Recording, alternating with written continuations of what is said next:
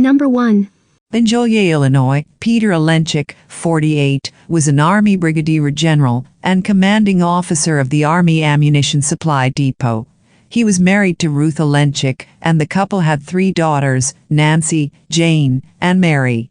The Olenchuks had a 7-room summer cottage in Ogunquit, Maine, where they stayed each summer. Ogunquit is a small coastal town about 12 miles south of Kennebunkport.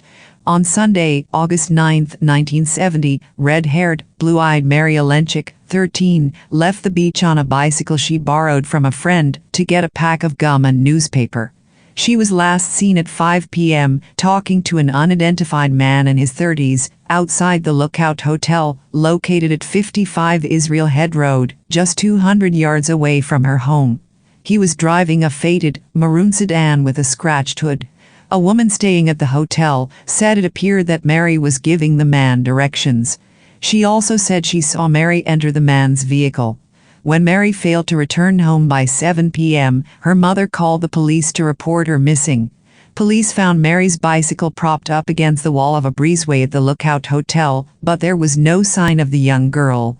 Over the next several days, a massive air and ground search took place. Green Berets piloted Army helicopters to scout a 3-mile coastal strip north of Ogunquit for abandoned vehicles near wooded areas. Volunteer firefighters combed the woods for clues to Mary's whereabouts but found nothing. Her parents waited for 2 days for a ransom call, but they never received one. During the search, Mary's family remained in seclusion. General Peter Olenchuk oversaw Operation Chase, the acronym for Cut Holes and Sink 'Em. It was an ocean disposal program where the Army loaded chemical weapons onto ships and later dumped them at various locations in the ocean. The first chemical sinking was designated Chase 8 in 1967 and disposed of mustard agent in ton containers and M55 GB-filled rockets. In June 1968, Chase 11 disposed of GB and VX in ton containers and rockets. Chase 12 in August 1968 disposed of mustard agent in ton containers. The last was Chase 10, delayed for various reasons, but finally completed in August 1970. It disposed of about 3,000 tons of nerve agent rockets encased in concrete vaults. Environmental concern over the sea dumping of chemical weapons led to a public law prohibiting further such missions. According to Jesse Ellison of Downeast.com, on August 8, 1970, one day before Mary's disappearance, a Kentucky newspaper reported a threat from a student group that said it would kidnap the families of those involved. At a press conference on August 20, 1970, Peter said he was chosen for the nerve gas assignment because of his training in chemical warfare and doubted his daughter's abduction was related to his work. Police found no evidence linking the two together. Other than a brief phone interview in 1971, Peter Olenchuk never again spoke publicly about his daughter's murder. On Saturday, August 22, 1970, Special Policeman George Laberge had been searching all day for Mary and was probing an area around the Parsons farm on Brown Street near the Mawson River. Laberge decided to explore a barn on the property. Hidden under a pile of hay, Laberge found the partly decomposed body of Mary Olenchuk. The barn was only a few miles from the Olenchuk summer cottage. It had been checked earlier during the 2 weeks of searching. Police believe the killer was familiar with the barn. Several hippies had camped out on the farm in the weeks before the killing. Authorities transported the body to a hospital in Waterville, where Dr. Irving Goodoff, a deputy chief medical examiner, performed the post-mortem. The autopsy revealed Mary was strangled to death. A piece of rope had been wrapped tightly around her neck. She had no other physical injuries on her body. Dr. Goodoff found traces of black human hair and skin under Mary's fingernails, which indicated a violent struggle, and Mary fought back. Her clothes were intact, and there was no evidence of a sexual assault. With no sexual assault, police were at a loss for a motive in the killing. Dave Swearingen of the Associated Press wrote in 1971 that one of the biggest problems encountered is that the area's population, swelled by the annual tourist influx, goes from the hundreds in the winter to about 100,000 in the summer. The temperature hit 90 degrees the weekend Mary disappeared. Thousands of vacationers hit the beach to cool off, which hampered police efforts to locate Mary. Mary Olenchuk's killer may have been a tourist who fled the area shortly after her murder. Mary Olenchuk's murder was similar to other killings that occurred in New Hampshire 1 year earlier, and police explored possible connections. On January 29, 1969, 11-year-old Debbie Horn of Allentown, New Hampshire, stayed homesick from school after falling on the ice and had complained of pain. When her mother returned home from work at lunchtime, the back door was open and Debbie was gone. Debbie's unclothed, decomposed body was found 20 miles from home in the trunk of an old abandoned car in August 1969. On July 4, 1969, Debbie Horn's teacher, Luella Marie Blakesley, 29, disappeared. Her body was found 29 years later in 1998. Robert G. Breest, her boyfriend, was later convicted in the 1971 slaying of 18-year-old Susan Randall in Concord, New Hampshire, and has been a long-time suspect in Debbie and Luella's murders. On November 22, 1969, 13-year-old Michelle Wilson from Massachusetts disappeared while riding her bicycle. In March 1979, child killer Charles Pierce confessed to her murder and led police to her body. Although Pierce confessed to other child murders, he never mentioned killing Mary Olenchuk. In all three cases, the young girls disappeared in broad daylight on frequently traveled roads. Mary, Debbie, and Michelle each had dogs. Police theorized that each girl went willingly with her abductor, lured by the ruse that an animal was hurt.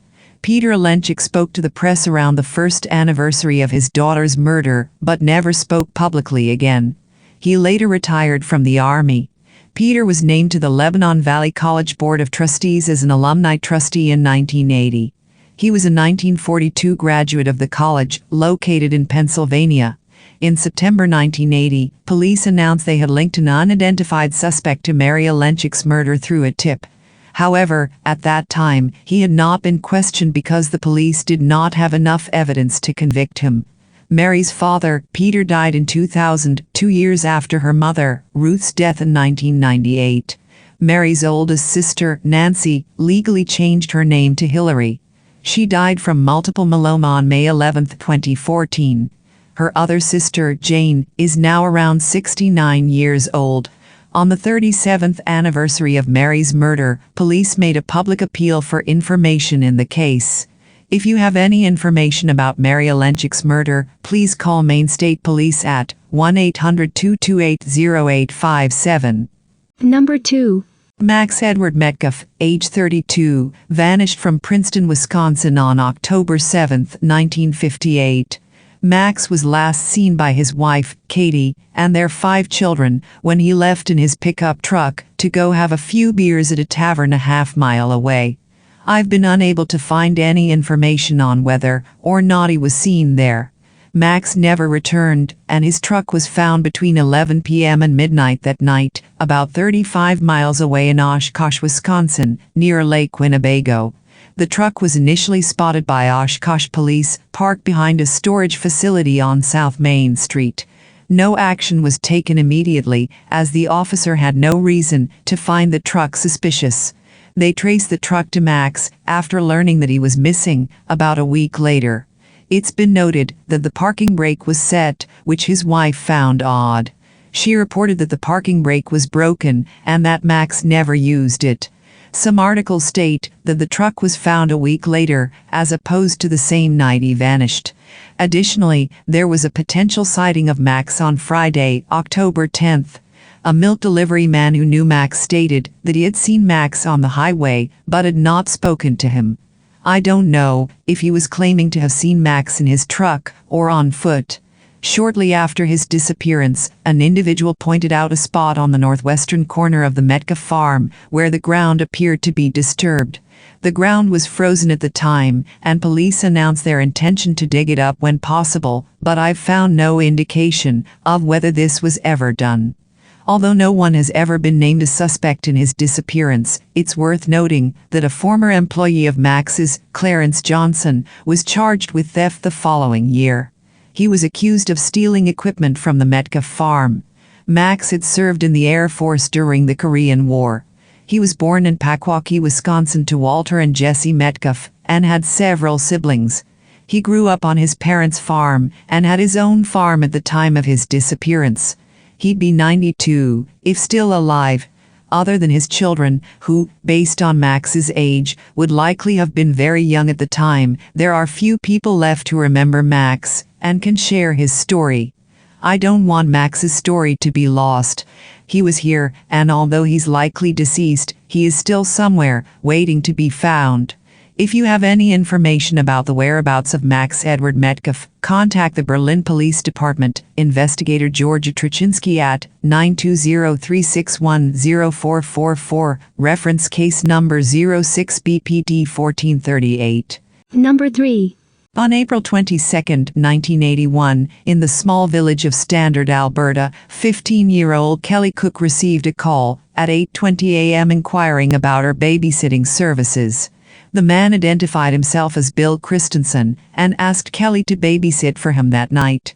After checking with her mother, and because Bill Christensen was a common name in town, Kelly agreed and made arrangements for the caller to pick her up after dinner. At 8:30 p.m. that evening, a full-sized North American car pulled up outside of the Cook home. Kelly said goodbye to her family and entered Bill's vehicle. Kelly was supposed to call home after arriving at Bill's house, but no call came. After a few hours passed, Kelly's parents contacted the Royal Canadian Mounted Police, RCMP, and a full-scale search was quickly underway.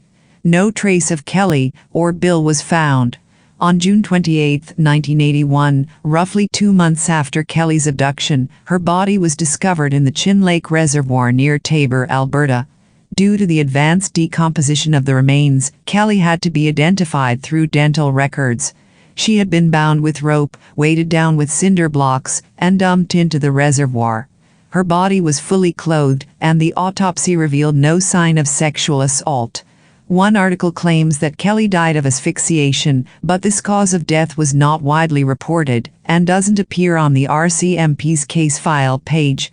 Kelly's murder remains unsolved.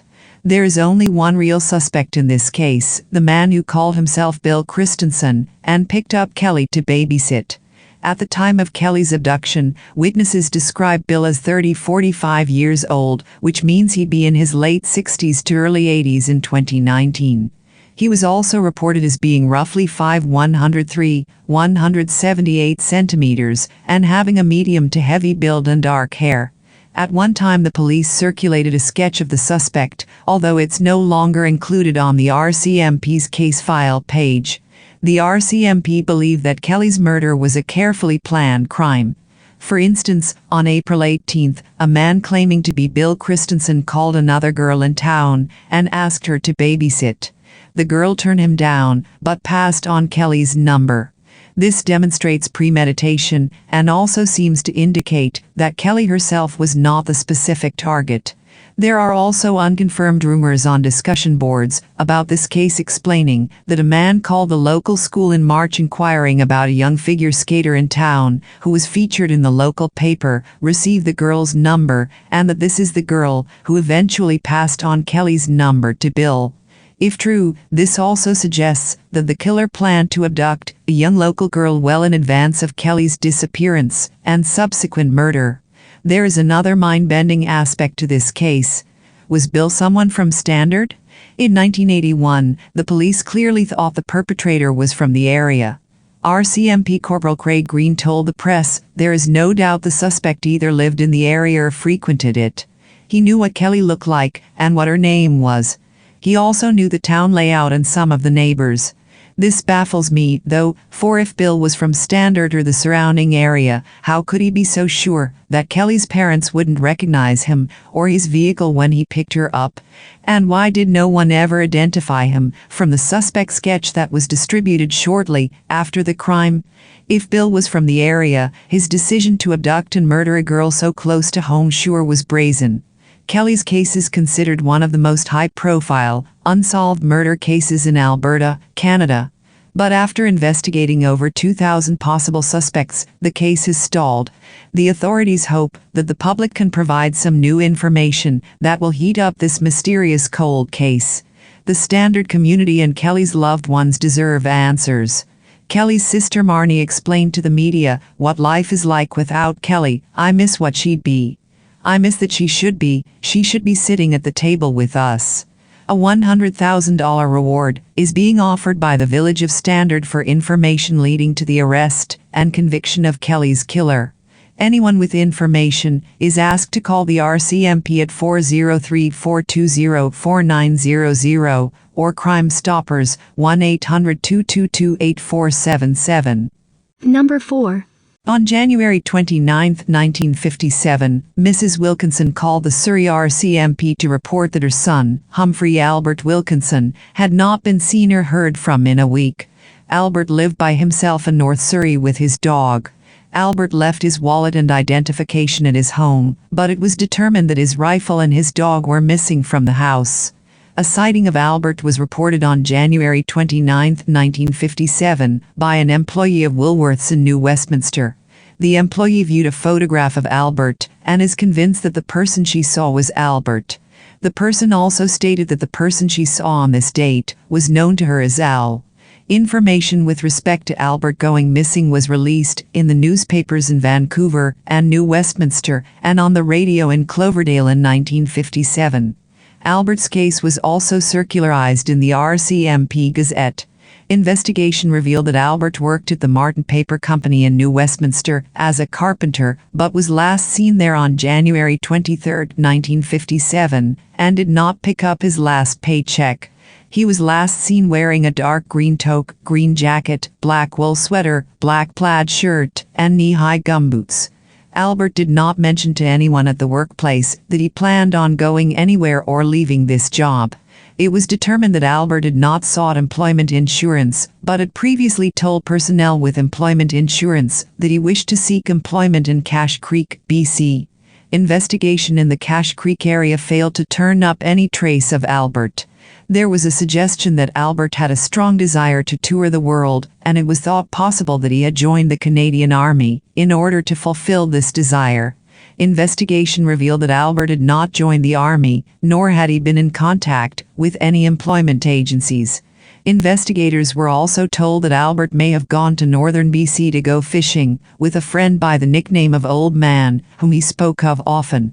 There was insufficient information with respect to this obtained to be able to identify the friend or determine where the friend lived. Some time prior to going missing, Albert introduced his family to a woman whom he said he had married. Investigators later learned that while Albert had given her a diamond solitaire ring and a plain wedding ring, they were not married, and she was in fact living with and married to another man. Albert had apparently been trying to convince the woman to leave her husband to be with him. The woman stated that she did not know why Albert had gone missing, but speculated that perhaps he had enough of the situation and wanted to get away. However, the woman did not think that Albert would harm himself. Albert's family spent considerable money advertising in various newspapers asking for information on his disappearance, but none of the tips received provided any answers.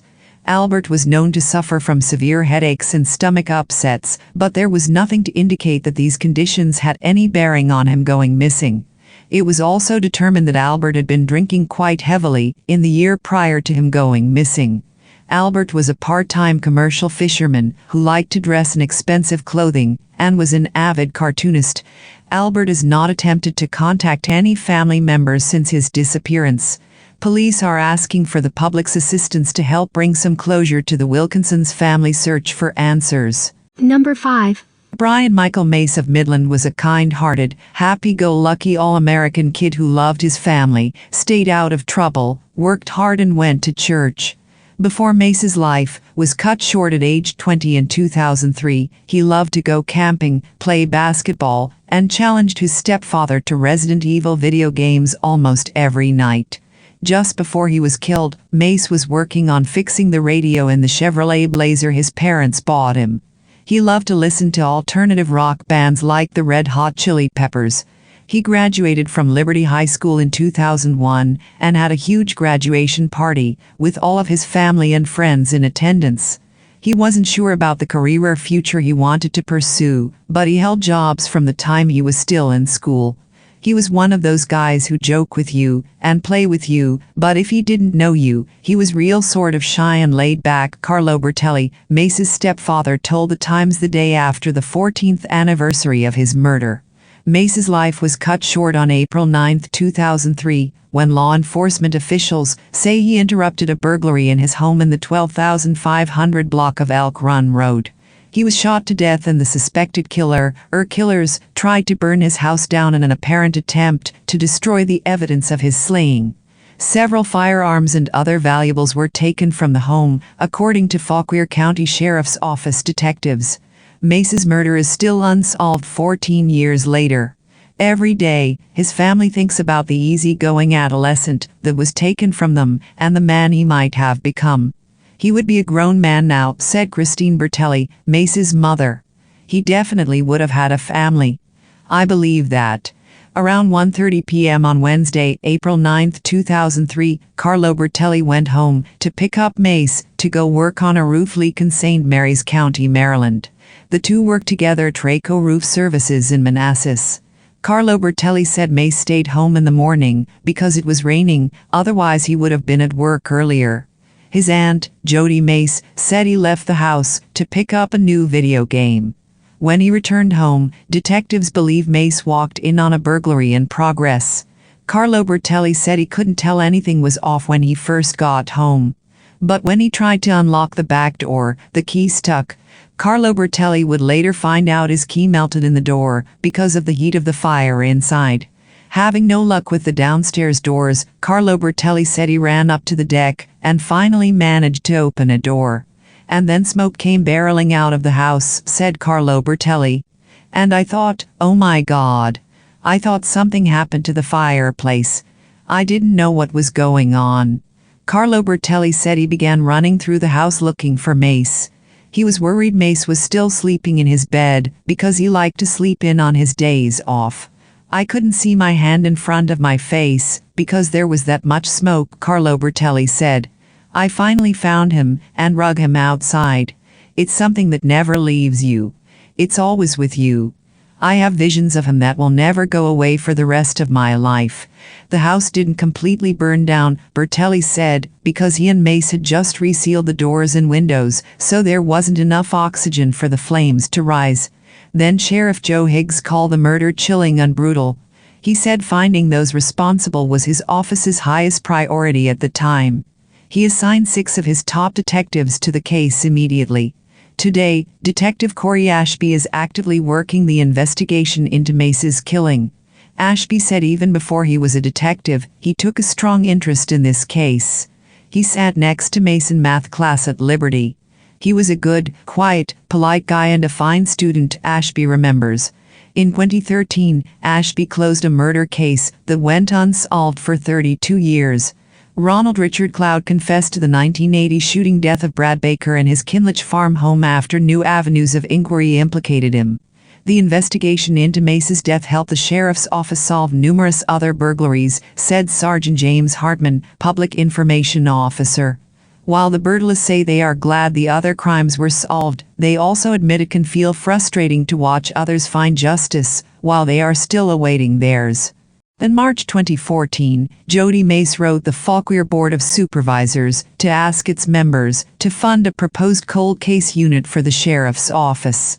Bryan would have been 31, she wrote. He should be getting married, having kids, buying a house, but he's not able to do any of those things. Instead, he's buried at Midland Cemetery and we still don't know who put him there. In April 2014, the board ultimately voted to partially fund the sheriff's office's request, adding $151,700 to its budget to hire a crime analyst. The requested funding to hire a cold case investigator, which would have cost an additional $151,700, was not funded. The Bertelists say April 9, 2003 still feels like yesterday. On top of the grief of losing their son, they say they feel the burden of waiting for justice. They also fear the person or people who killed their son may have another opportunity to hurt someone else. Whoever did this, the way they did him, they don't deserve to be out there, Carlo Bertelli said. Christine Bertelli said the loss of her son has taught her to appreciate the little things in life and to never take anything for granted. She takes comfort knowing her son had a good life. He knew he was loved. There was no doubt in his mind, she said. I always tell everyone I love them. On the phone, when you're leaving, always. So that's what I told Bryan too, before this happened. That's one good thing. The sheriff's office urges anyone with any information about Mace's killing to call Fauquier County Crime Solvers at 540-349-1000 or det. Corey Ashby directly at 540-422-8713. There is a $10,000 reward for information that may lead to the arrest or conviction of those responsible for Mace's murder. Number 6. The Girl in the Green Mac is the name given to Sheila Fox, a 6-year-old from Bolton, who went missing on her way home from school on Friday, 18 August 1944. At the time, very little attention was made of the disappearance, outside of immediate family and the local community, due to war coverage. The German 7th Army retreated across the Orne River, leaving 18,000 men behind to be captured, and thus, this tragic and baffling tale was relegated to the back pages. It was only until after the war, in 1948, that Sheila's disappearance gained any sort of attention, when a tall, thin man was wanted for stabbing 2 children, and people believed he may have been responsible for her too. Sadly, this baffling tale is still unsolved, and nobody has been brought to justice for her disappearance over 75 years ago, resulting in a lifetime of pain for her family. Here is the story of the mysterious disappearance and subsequent searches for the Girl in the Green Mac. Life in 1944 for a child must have been hard. The war had been raging for 5 years, and although the air raids had slowly disappeared over the years, the threat of death hung on every corner. Add to this severe rationing, and family members being killed on foreign lands, and as a child, the fear and anxiety must have been overpowering to say the very least. In August 1944, Sheila Fox was a happy, but shy little girl. At around 3 p.m. she was walking home from school, when eyewitnesses claimed to have seen her with a man in his mid-20s. She was wearing a green Macintosh, and she was walking beside him near her home. After her disappearance, a rather contradictory and baffling picture was painted. Some people claim to have seen her walking alongside the man, while others claim that she was riding on the handlebars of the man's bike. Whatever the story though, a man in his mid-20s was always in there somewhere. One of the people who saw and knew Sheila shouted out to her and asked her where she was going, to which she replied with this man. As mentioned before, Sheila was a timid and shy girl, which made investigators at the time believe that she must have known the man whom she was seen with, if not a family friend then at least someone who had introduced himself to her previously. We now understand that this would indicate clear grooming behavior, but at the time, police were baffled. Sheila was never seen again. Police have never uncovered any evidence that she was abducted, never found a stitch of clothing, and most importantly, never found a body. The girl's family had, understandably, an incredibly difficult time believing their girl to be murdered, and so they left their front door unlocked for years after, in the hope that she'd return home. Tragically, both parents died without knowing whatever happened to Sheila. 57 years passed without incident until 2001, when an elderly man came forward to police with a story that would renew interest in this still unsolved case. The unnamed man told police that when he was a schoolboy, all the way back in 1944, he was witness to his neighbor digging a large hole in his back garden under cover of night. The house in Farnworth and Bolton was once home to Richard Ryan, a convicted rapist who died back in 1995. Ryan was 20 years old in 1944 and was convicted of rape in 1950 and of the sexual assault of a child in the 1960s. His walk to and from work was down the street in which Sheila was last seen. However, after 4 days of excavating the back garden of Ryan's former home, no body was found, and investigators concluded that no body had ever been buried under the flowers and rhubarb in the small suburban garden. What had the eyewitness seen, and was he just misremembering details from so long ago? Sadly, the baffling case of the disappearance of the girl in the green Mac is still yet to be solved, and as time goes by, it seems increasingly unlikely that it ever will. Police are keen to point out that the case will remain open, and if anyone thinks they can help, then they should call Crime Stoppers.